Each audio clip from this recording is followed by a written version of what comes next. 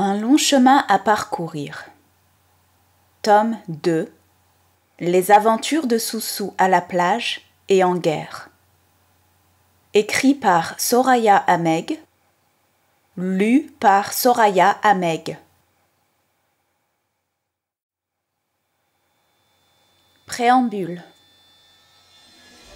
Il existe au centre de la Terre une peuplade d'êtres vivants. Une peuplade d'êtres d'une intelligence avancée, vivant en paix et dans l'abondance depuis des millénaires.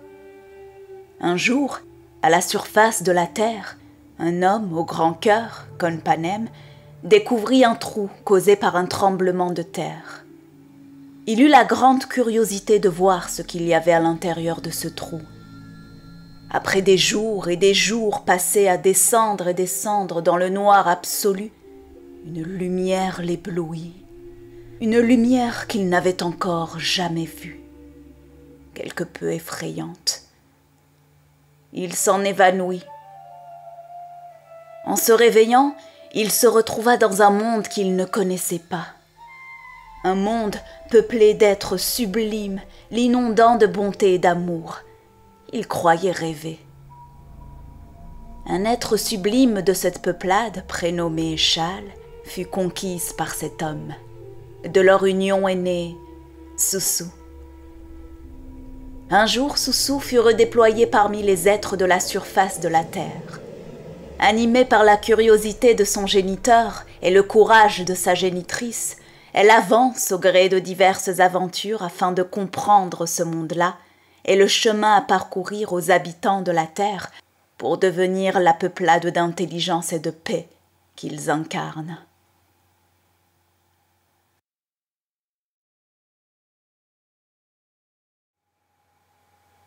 Soussou à la plage. Mes pas me guident. J'ai faim. Les rues se mêlent et s'entremêlent. À droite, c'est un chemin sans issue. À gauche, c'est un chemin tortueux. Je l'emprunte. Le long de ce chemin, les portes des maisons sont barricadées. Les fenêtres closes. Un chat gris se prélasse sur des marches au pas d'une porte. La rue est vide et je continue à avancer. Des odeurs de tortillas aux épinards me picotent le nez. Voilà déjà plusieurs heures que je marche, maison sur le dos. Je n'y fais même plus attention, elle fait partie de mon corps. J'ai traversé toute la ville, rencontré des personnes de tous horizons, aperçu une église, contourné la place des taureaux, fait le tour d'un rond-point fleuri où 3 poules picorent. J'ai même escaladé des collines, fait demi-tour, tourné 5 fois à gauche, longé de longues avenues et tourné au moins 10 fois à droite. Je garde toujours la même cadence. Droite, gauche, droite, gauche. J'ai faim. Tiens donc, je vois une lumière étincelante au bout du chemin que je viens d'emprunter. C'est étrange. Mes pas s'accélèrent et ma respiration se fait plus haletante. Qu'y a-t-il au bout de ce chemin tortueux? Mon imagination fuse. Est-ce un rêve? Vu la lourdeur de mes jambes et la douleur que je ressens au niveau du dos, je ne crois pas. Est-ce peut-être le jour qui se lève? Je ne pense pas, puisque nous sommes en début d'après-midi. Encore quelques mètres et je saurai enfin. Ça y est, j'y suis. Le chemin que je viens d'emprunter me ramène au bord d'une gigantesque étendue d'eau bleu clair. Immense, infinie. Je suis sur une plage. J'ai faim. Le vent caresse mes joues et le soleil picore ma peau. Mes oreilles sont bercées par le remous des vagues. Quelques-unes viennent gifler des rochers pointus. D'autres viennent se réfugier doucement sur le sable beige. J'ai faim. Je dépose ma main sur le sable aussi fin que des graines de couscous fragmentées et retire mes grosses chaussures. L'eau atteint nerveusement mes orteils. Elle est glacée. Ils se crispent instantanément, Mais je les maintiens fermement dans cette eau glacée, car cela me fait tellement de bien de me rafraîchir les pieds après plusieurs heures de marche. L'eau atteint le niveau des mollets. Au bout de 20 secondes, je me rends compte que je ne sens plus mes pieds. La mer risque de me les emporter. Je n'arrive plus à les bouger tant le froid les a pétrifiés. Ah, ça y est, je les sors de l'eau malgré tout. Ils sont violets. J'ai faim. Je m'assois sur un rocher sec. Je regarde droit devant. Je me laisse envoûter par le chant des vagues et leur ondulation. Les mouettes dansent la rumba. Certaines dessinent de somptueuses formes, d'autres chantent. Mon regard se perd à l'horizon. Il me nargue cet horizon. J'essaye de voir ce qu'il y a derrière, mais rien. Rien. Juste un ciel azuré. C'est comme si la mer avait été avalée par le ciel pour ne former qu'un. C'est peut-être le ciel qui est avalé par la mer. Je ne sais pas. Je suis transportée dans cet horizon. La mer est si mystérieuse. Que cache-t-elle donc? Quel trésor l'habite? J'ai faim. Je sens qu'il y a un tas d'êtres sublimes qui se baladent tranquillement en faisant attention de ne pas se prendre un sachet en plastique abandonné par des humains. Est-ce qu'ils me voient? Je ne sais pas. Je les salue de la main droite en souriant. Ils doivent bien se demander. D'habitude, les humains ne leur sourient pas. Ils les pêchent. Et plus loin, qu'y a-t-il? Des requins marteaux? Des dauphins? Des baleines bleues? La baleine n'est pas un poisson, c'est un mammifère, comme nous. Que font-elles de leur journée? Certaines s'échouent sur des plages.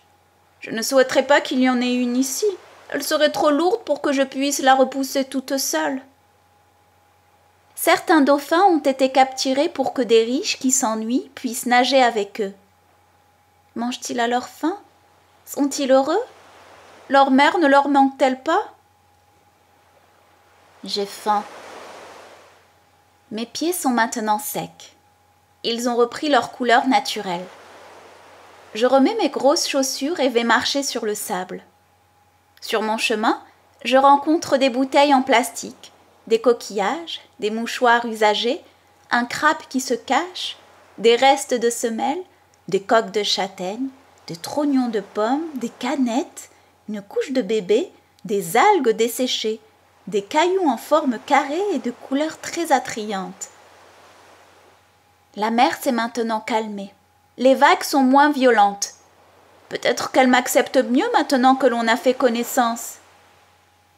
Mais que vois-je là? Est-ce bien un ballon de football? Que fait un ballon de football perdu au milieu d'une plage? Il a dû faire un long voyage. Il servira sûrement à des enfants qui seront très contents de le trouver. J'ai faim. J'enlève mes chaussures et poursuis cette fois ma marche pieds nus sur le sable chaud qui me masse la plante des pieds. Tiens donc, mon regard est interpellé par différents objets à quelques mètres de moi.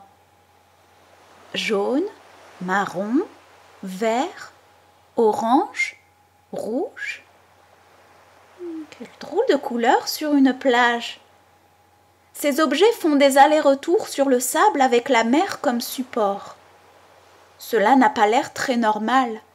Je plisse les yeux pour essayer de mieux distinguer ce que c'est, mais en vain. Je m'approche doucement de ces objets aux couleurs remarquables, et plus j'avance, plus je me pose des questions. Mes yeux seraient-ils en train de me jouer des tours? Est-ce un mirage? Des animaux perdus? Noyés? Cela m'intrigue. Quoi? Une pomme? Une banane? 2 mandarines? Ce n'est pas possible. Une poire? Un kiwi? Une orange? 3 fraises? Mais qu'est-ce qu'ils font là, sur une plage? C'est comme si la mer les avait rejetés. Des fruits qui poussent dans l'eau? Des fruits de mer? Ils ont l'air très frais en plus. Quelqu'un les aurait-il perdus? Je regarde autour de moi, personne. La mer aurait-elle entendu mon ventre gargouiller? Aurait-elle déposé tous ses fruits par compassion et bonté à mon égard? M'aurait-elle fait cadeau de tant de générosité? Je m'empresse aussitôt de tout ramasser, tout intriguée mais à la fois très heureuse de ces présents. Je sais que je vais me régaler. Me voilà dans les bras de tant de mets savoureux et si beaux à voir. Je me mets dorénavant à la recherche d'un endroit tranquille où je pourrai les déguster à ma guise. Ah, voilà enfin mon petit coin. On aurait dit un rocher en forme de fauteuil. Il est donc fait pour moi. Je m'installe tranquillement et me prépare à toutes les sensations que je ressentirai lors de ma dégustation privilégiée. Ah, je suis maintenant repue de fruits frais venus de la mer. Je remercie la vie qui a chargé à la mer de m'offrir ces merveilleux et succulents fruits. Je me sens ravivée. J'ai maintenant plein d'énergie pour poursuivre mon chemin.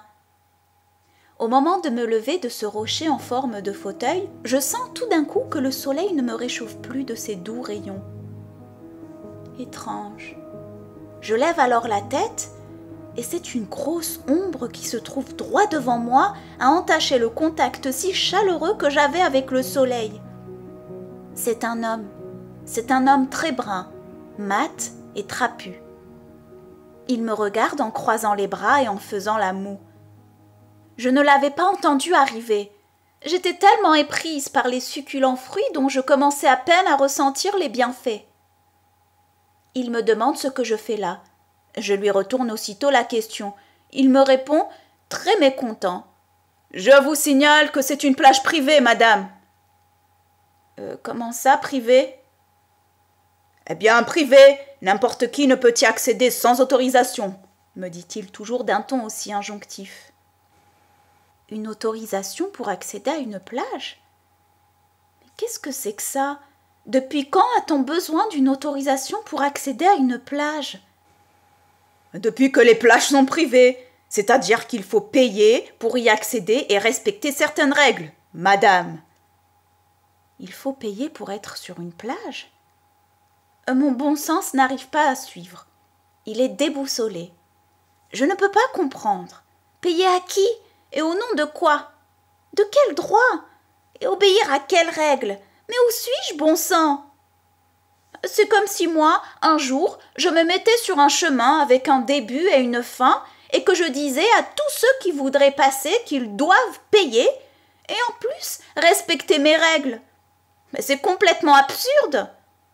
Je ne peux pas comprendre. Je ne veux pas comprendre.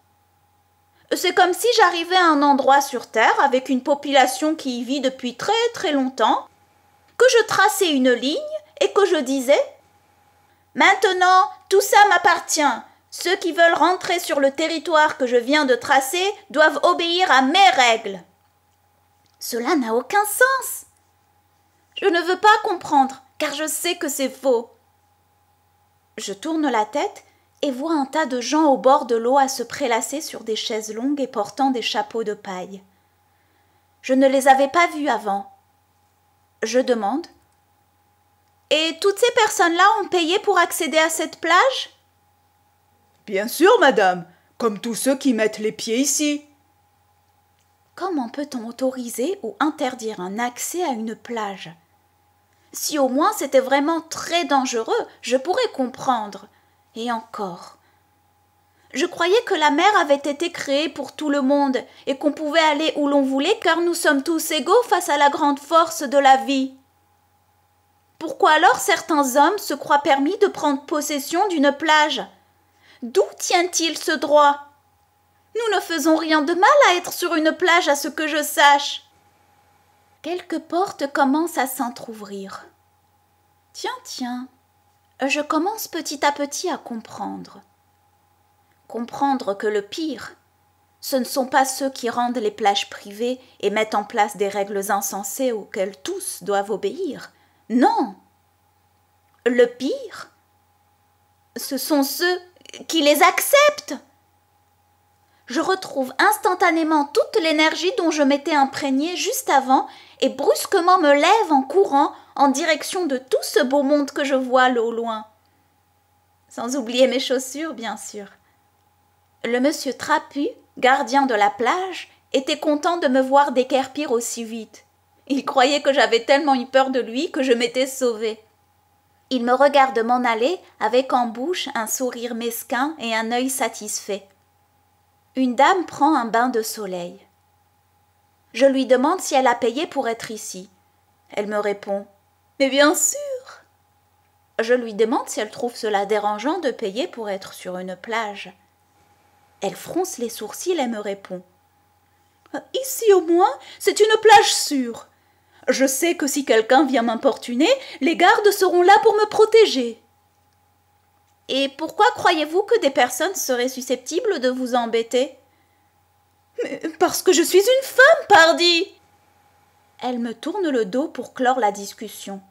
Inutile de poursuivre. Un homme joue avec son enfant sur le sable.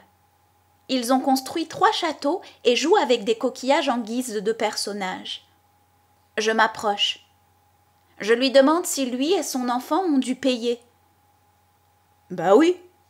me répond-il en haussant les épaules en signe d'évidence.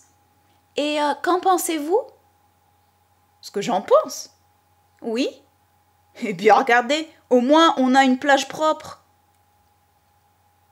Et elle ne serait pas propre si on ne payait pas ?»« Bien sûr que non.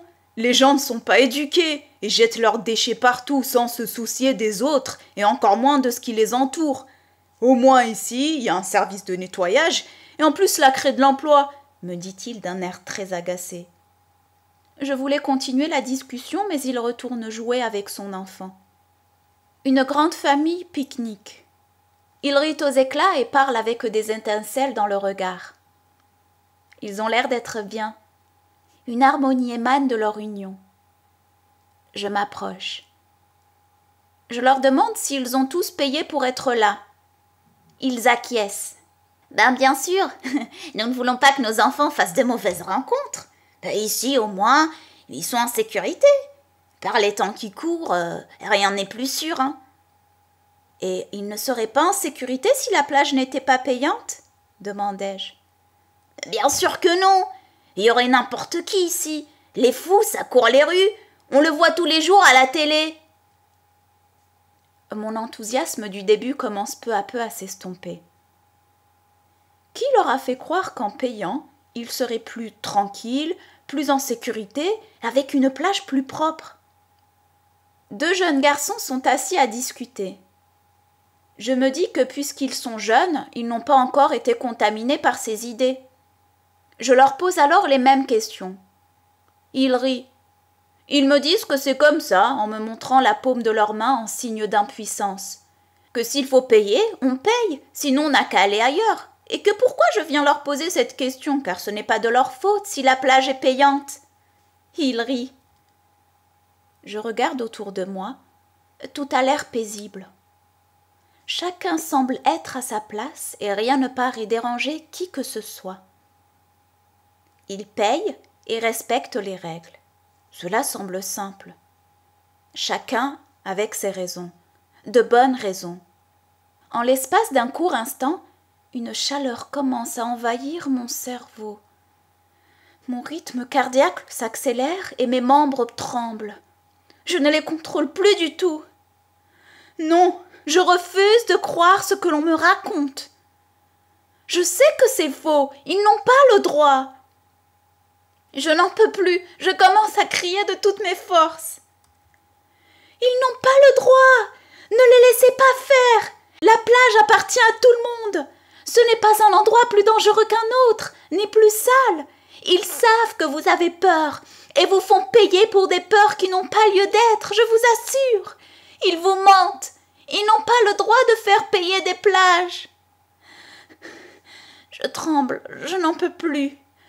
Mon cœur est une mitraillette et ma gorge un brasier. « Mais elle est folle !» s'écrie l'un. « Arrêtez-la, elle est dangereuse !» dit l'autre. Au loin, j'aperçois 3 gardes à casquette et lunettes noires, dont celui qui m'avait parlé au début. Ils se dirigent vers moi en courant. À ce moment-là, je serre les poings, fléchis les bras et jambes et utilise tout ce qui est en ma possession pour courir de toutes mes forces. J'en oublie mes chaussures. Ouf, on l'a échappé belle, hein. Elle aurait pu faire du mal à nos enfants. Je suis sûre que c'est elle qui a jeté la peau de banane là-bas. En plus, elle n'a même pas payé. C'est une honte. Elle est pauvre, ça se voit. Son t-shirt est troué et ses cheveux sont sales. De toute façon, les pauvres n'ont pas d'éducation. Ils sont mal élevés. Bon, heureusement que les gardes étaient là, hein. Mes poumons me brûlent. Des gouttes coulent le long de mon front. Mes forces m'ont quitté. J'ai consommé toute l'énergie que les fruits m'avaient apportée. Petit à petit, mon souffle commence à reprendre sa cadence normale. Mon regard n'est plus brouillé. Mon esprit s'apaise. Bon sang, je voulais juste leur dire qu'ils se trompaient, mais personne n'a voulu m'écouter. La terre nous appartient à tous, non? Qui sont ces gens qui veulent que des plages leur appartiennent? Ils mentent, ils ignorent, ils jouent de la peur pour s'engraisser. Je veux le découvrir. Je vais le découvrir. Et voilà que je m'éloigne de cette plage nonchalamment vers d'autres aventures encore inconnues. Cette fois-ci, pieds nus.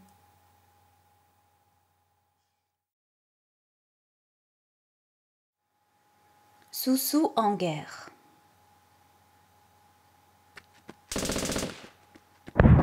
Je cours, cours. Ils sont en guerre, nous cherchons la paix. Je cours. Des cris et pleurs retentissent des fenêtres. La peur, la détresse et l'horreur s'y propagent. Eux, ils sont au chaud et nous avons chaud. Je cours. La peur, l'insécurité, la méfiance. Ils complotent et nous nous entretuons. Je cours, j'ai chaud, j'ai peur, je m'arrête, je pleure. J'ai soif. Me voilà au pays de la guerre, pays où s'embrasent les chairs fraîches putréfiantes, pays du non-sens par excellence, où la vie marche main dans la main avec l'absurde. Les étincelles de l'enfer sont invitées sur cette terre. Elles y déploient la grandeur de leurs maléfices et pénètrent les êtres pour atteindre et corrompre les âmes. Dans ce pays de la guerre, l'enfer règne en maître. Il a fait appel à ses agents qui lui ont tracé le chemin de la destruction afin que leur Dieu s'épanouisse et prenne du galon. Il travaille pour lui d'arrache-pied afin d'en retirer jouissance et pouvoir. Peu importe les conséquences, peu importe les vies, peu importe la vie. Viens là, vite! Un monsieur jaillit d'une porte blindée. Sa tête de nounours à lunettes inspire confiance.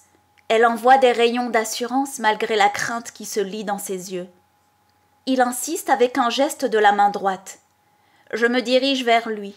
Je rentre, puis ferme la porte. Il avance devant moi. Je le suis. J'ai soif. Nous longeons un couloir étroit. Il ouvre une autre porte au bout de ce couloir et m'invite à passer devant lui. Je franchis le pas de la porte qui se présente devant moi. « Viens, je vais te servir quelque chose à manger. Tu es toute pâle, » me dit une vieille dame en me souriant chaleureusement et laissant paraître quelques dents qui s'accrochent désespérément à sa gencive. Des enfants sont assis à terre. Ils jouent aux cartes sur une table basse. Je crois que c'est un jeu de cette famille. Ils me regardent, je leur souris. L'un d'eux se lève, se dirige vers moi et me tend un verre d'eau. Ses yeux m'ont aspergé le visage d'une pureté d'innocence et de bienveillance. Il retourne s'asseoir. Je bois. Chacune des gorgées qui glissent m'apaise, me détend et m'assure. Je me retrouve là sans n'avoir rien demandé. Il me semble bien que j'ai trouvé une famille m'ayant tout naturellement adoptée. Une famille qui m'accueille dans ce pays de la guerre. Une famille au bon cœur. Une famille simple dans laquelle la chaleur rassure chacun des moindres tourments qui osent se manifester. Une famille aux édifices solides de paix et de sécurité. Une famille dont les fondements apaisent, élèvent et lient.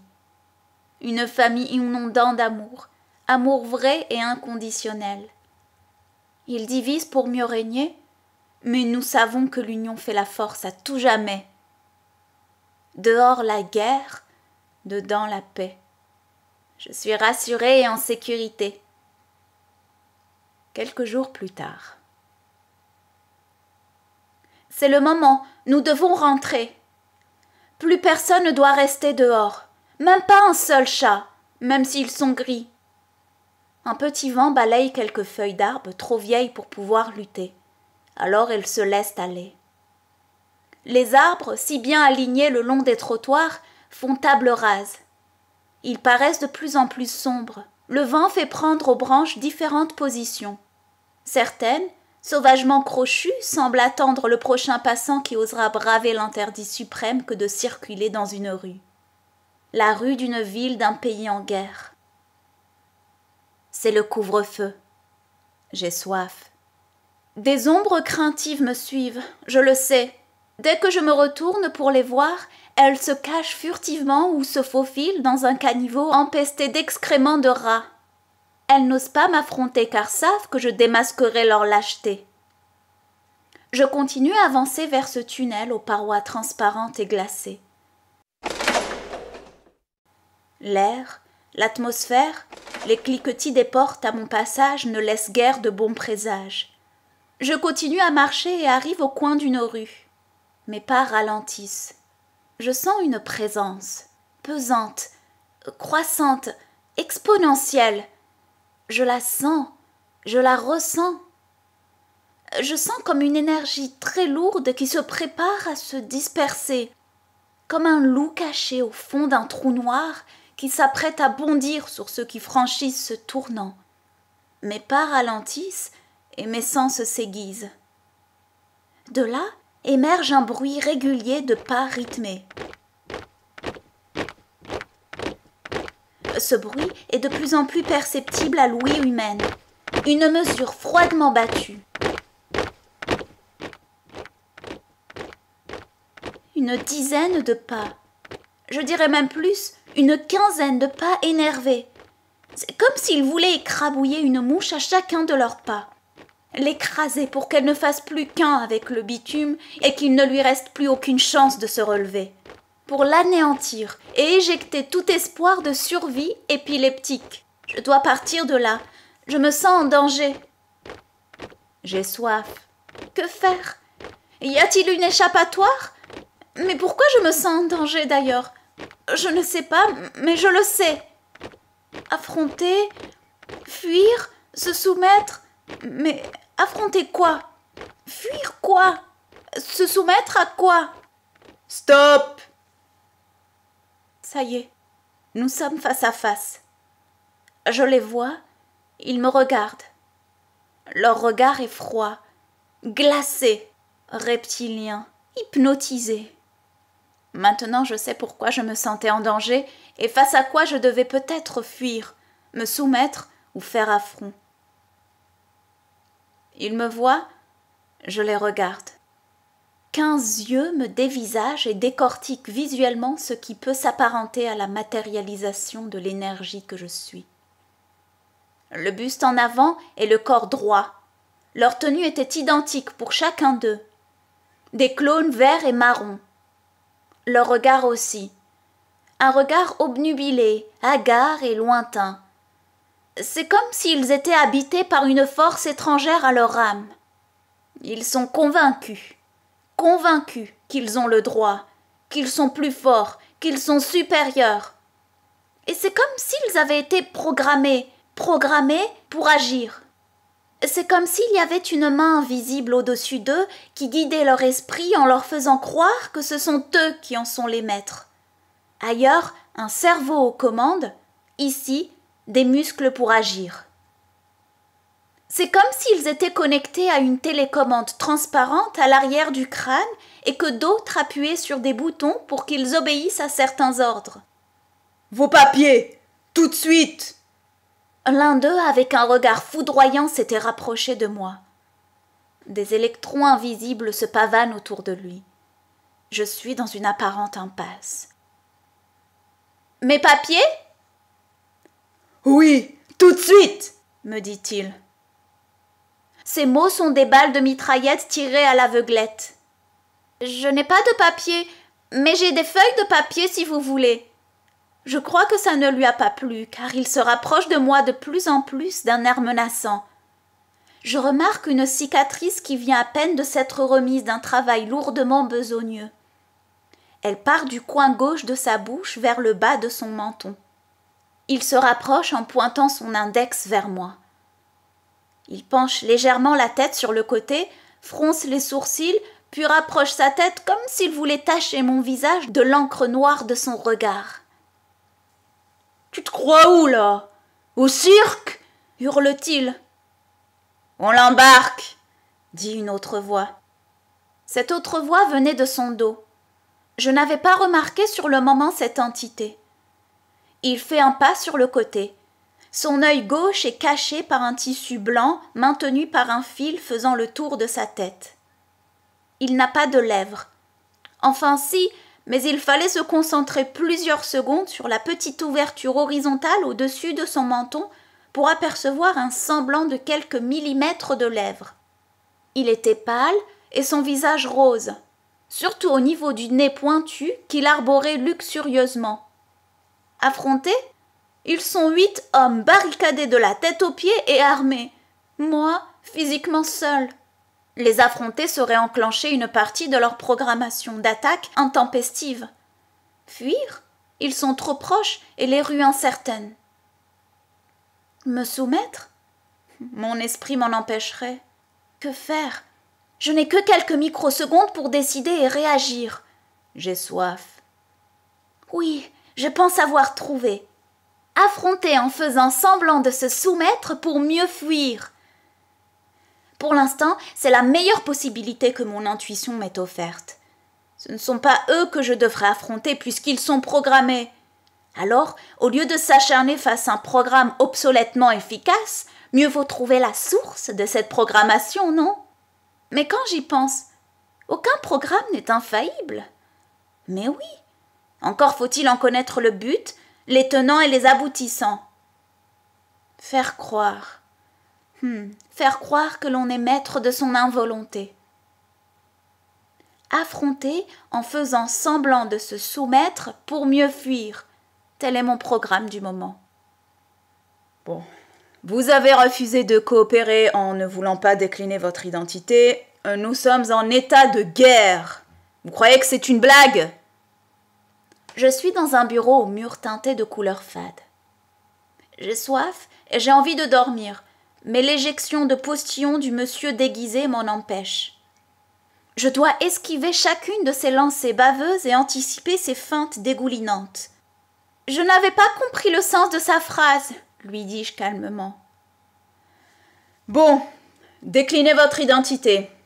D'où venez-vous et que faites-vous à arpenter les rues à des instants de couvre-feu » On m'appelle Soussou. Physiquement, je viens du ventre de ma mère et je rejoignais l'endroit où j'allais dormir, donc je suis forcément obligée de marcher dans une rue. Mais vous le faites exprès ou quoi? Vous croyez maline, hein, ce que je vois. Il me regarde, je le regarde. Il poursuit. Vous prenez des substances illicites? Où vivez-vous? Pourquoi êtes-vous pieds nus? Elle est complètement fêlée, toute déglinguée.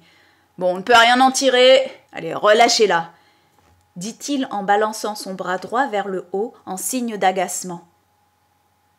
C'est peut-être une espionne. On la garde.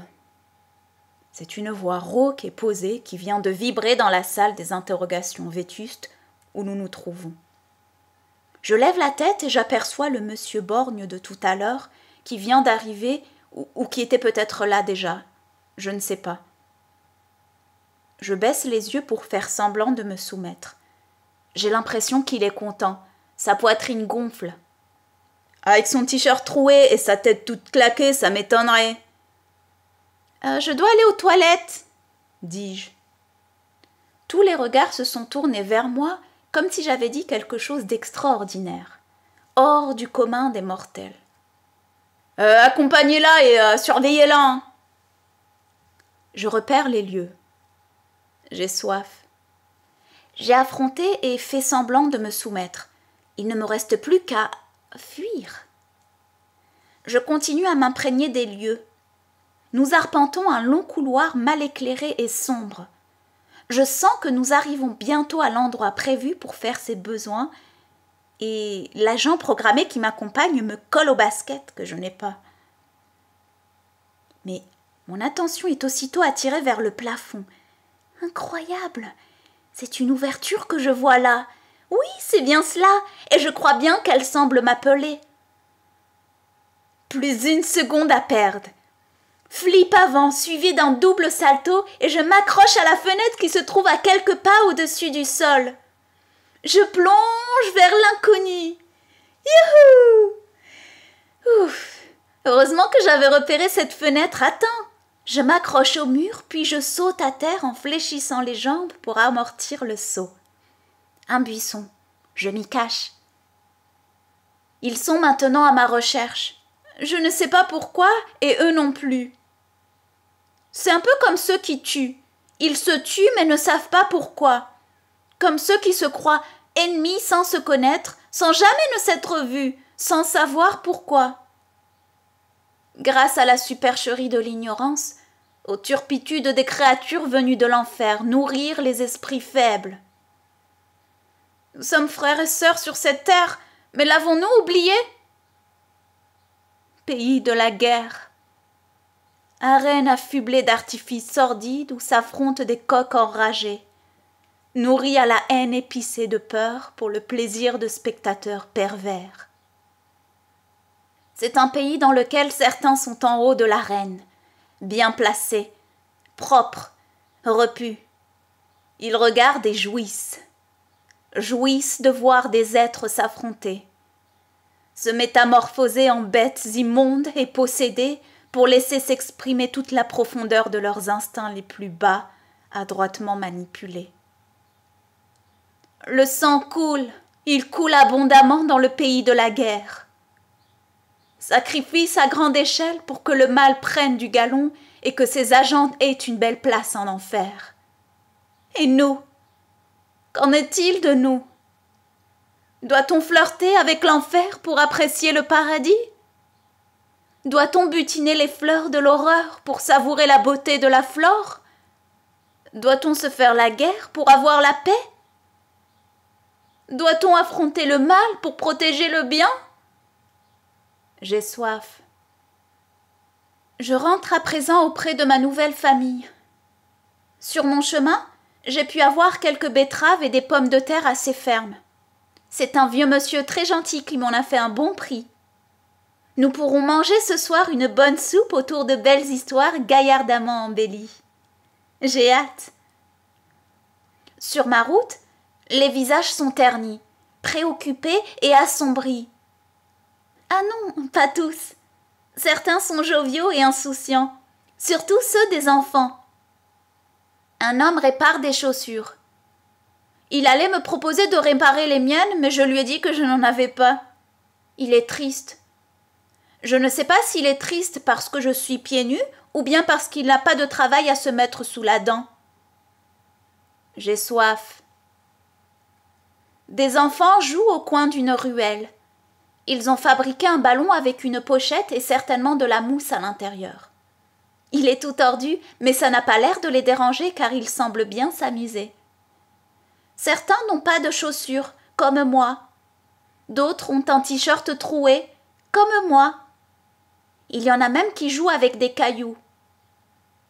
Ils ne semblent pas avoir grand-chose, mais ils inventent, ils créent, ils rient. avec des dents cassées et pourries, mais il rit. Un tapis dépasse le pas d'une porte. Il laisse voir une partie des mosaïques qui le composent. Il est décoré d'une multitude de couleurs et formes géométriques différentes. Des carrés, des cercles, des losanges, des rectangles, des lignes, des triangles, de différentes couleurs. Bleu, vert, rouge, jaune, marron, noir, jaune, blanc. Ce sont de très jolies couleurs et formes que je vois là. Ce doit peut-être vouloir dire quelque chose. Un très gros travail pour les mains qui l'ont fabriqué. Dommage que je ne puisse pas l'apprécier en entier, puisque l'autre bout s'est glissé au bas de la porte qui semble fermée. Ah, pas tout à fait. Je crois bien qu'elle est entr'ouverte. Tiens donc, c'est étrange. Il a l'air de faire très noir à l'intérieur. Un noir très piquant, presque bleu, comme si l'endroit avait été délaissé depuis des lustres. Je m'approche et penche la tête sur le côté. De ce noir aveuglant, une mini-lueur surgit, une sorte d'étincelle timide qui tremble face à la force du noir qui l'entoure. La flamme d'une bougie? 2 bougies? 3, 4? C'est qu'il y en a un gros paquet de ces bougies. Elles me semblent moins timides entourées de leurs semblables. Les flammes dansent. J'ai l'impression qu'elles m'appellent pour que je les rejoigne et danser avec elles. Je tends le bras droit pour passer la porte. S'il y a des bougies allumées, c'est bien qu'il y a quelqu'un. Des bougies ne s'allument pas seules, à ce que je sache. Peut-être que si, après tout, qui sait? La porte grince, je continue à la pousser. Il fait noir, tellement noir que je n'arrive même pas à voir la suite du tapis qui dépasse à l'extérieur. J'ai soif. Les flammes qui dansent ne sont pas assez nombreuses pour éclairer ce qui les entoure. Bonjour. Je ne m'attendais pas du tout à voir un visage devant moi. C'est un visage souriant et très avenant, aussi étincelant que la lueur des bougies qui se trouvent là. On peut même apercevoir des flammes qui dansent au fond de ses yeux, comme celles des bougies. « Bonjour !» répondis-je. « Excusez-moi, j'avais oublié de fermer la porte. Il y a un petit courant d'air, » me répond cette dame aux cheveux grisonnants, toujours en souriant. « Ah oui, d'accord. J'avais vu le tapis qui dépasse et voulais voir le reste. Il est très joli. C'est vous qui l'avez fait ? Lui demandai-je. Pas du tout. C'est vrai qu'il est joli. C'est le fruit d'un travail de nombreuses heures de ma grand-mère. Elle l'avait offert à ma mère, qui me l'a offert, et que j'offrirai à ma fille. Elle est paisible, cette dame. Sa voix est douce et nous berce quand elle parle. On dirait qu'elle a des fées qui jouent de la harpe avec ses cordes vocales. Son regard semble bon et juste. On dirait que je la connais, que je l'ai toujours connue. « Mais qu'est-ce que vous faites dans le noir ?» lui demandai-je. Elle sourit. « Venez, je vais vous présenter à quelques personnes. » Je rentre dans cette pièce noire décorée de bougies aux flammes dansantes. La dame pousse un rideau et une grande lumière surgit. Elle m'aveugle pendant quelques secondes, vu le temps que j'ai passé dans cette pièce noire. Je me rends compte que c'est la lumière du jour. Je monte une marche et me trouve sur une grande terrasse, décorée de plantes qui grimpent sur les murs comme si elles voulaient s'envoler, de tapis qui attendent qu'on leur marche dessus et de mosaïques qui aiment qu'on les regarde. Une dizaine de personnes assises, jambes croisées, discutent entre elles en sirotant des boissons sorties de théières fumantes. Certaines m'aperçoivent et me saluent de la main en souriant, puis continuent leur discussion. D'autres sont trop absorbées par leurs mots. J'entends un « Bienvenue !» sur ma droite. « Vous savez que nous sommes au pays de la guerre ?» me demande la dame souriante. « Oui, je l'avais remarqué. » « Remarqué quoi ?» Eh bien que nous sommes au pays de la guerre. Elle sourit. J'ai soif. Aimeriez-vous que cela change? Bien sûr, aucun être n'apprécie être en guerre. Et vous, êtes-vous en guerre? Non, pas vraiment. Aimeriez-vous que d'autres ne le soient pas? Bien sûr. C'est ce que nous pensons aussi.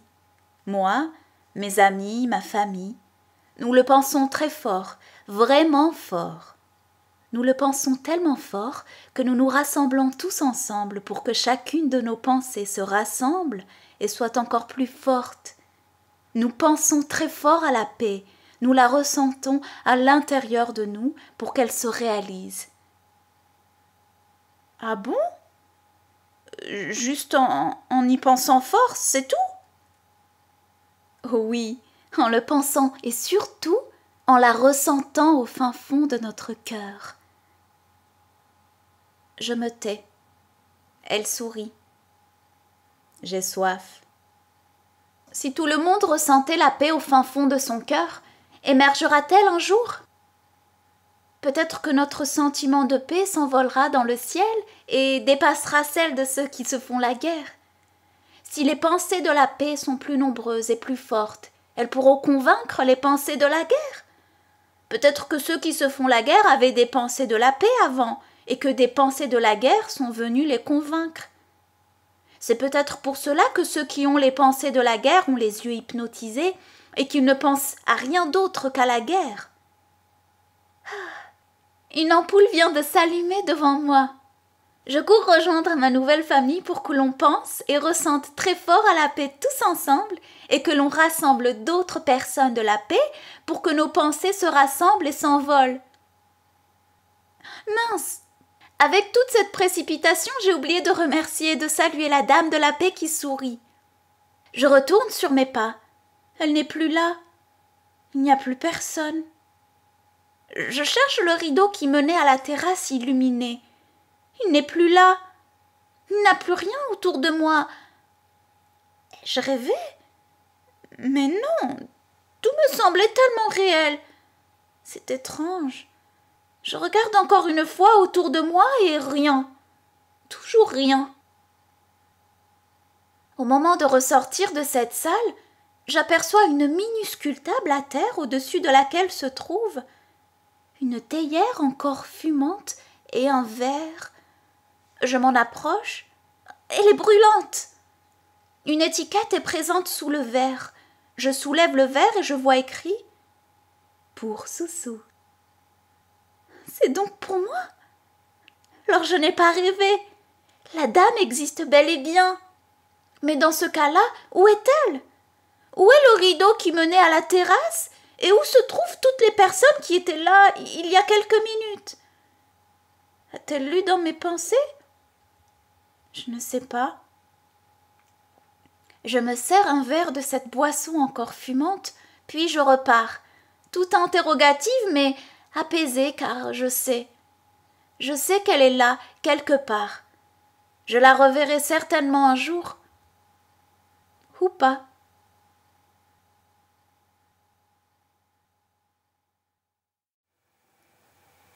Fin. C'était Un long chemin à parcourir. Tome 2. Les aventures de Soussou à la plage et Soussou en guerre. Écrit par Soraya Ahmeg. Lu par Soraya Ahmeg.